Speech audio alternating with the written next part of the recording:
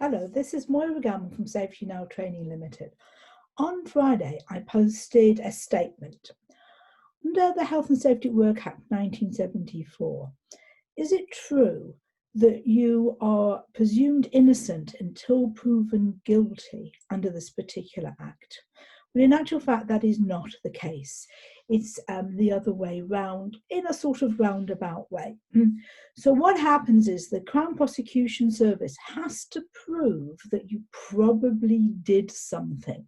And you as the defendant then have to prove that you probably didn't.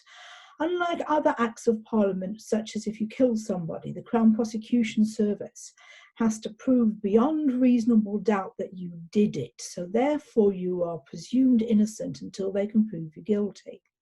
But here under the Health and Safety at Work Act, it works very differently, and we don't have beyond reasonable doubt. We have here on the balance of probability. So they have to prove that you probably did it, and therefore the burden of proof shifts to the defendant to prove that you probably didn't. Now, you don't have very many defenses available to you to prove that you probably didn't. So if I read directly from legislation, this is what it says.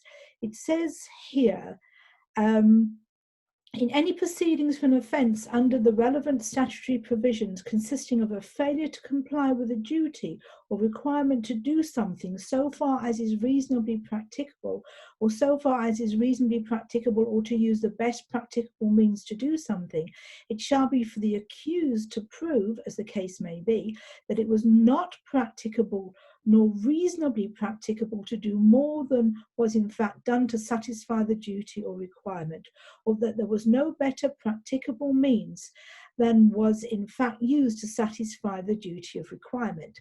That's legislation. So let's put it in simple terms. What it means basically there is, if you did everything that a reasonable employer would normally have done in your industry, in your sector, and you can prove that you did it, then the chances of a prosecution will be minimized quite considerably. We also tend to use if it wasn't reasonably foreseeable. So if it wasn't reasonably foreseeable, because you don't actually have to risk assess against risks that are not reasonably foreseeable. So those are basically your two defenses, that you did everything that a reasonable employer would reasonably have done and was reasonably practicable, or it was not foreseeable. And if you can't prove one or both of those, then the chances are that you're going to get prosecuted. But the question was, are you presumed innocent until proven guilty? The answer is no. You actually is the other way round. So this is Moira Gellman from Safety Now Training Limited. Thank you.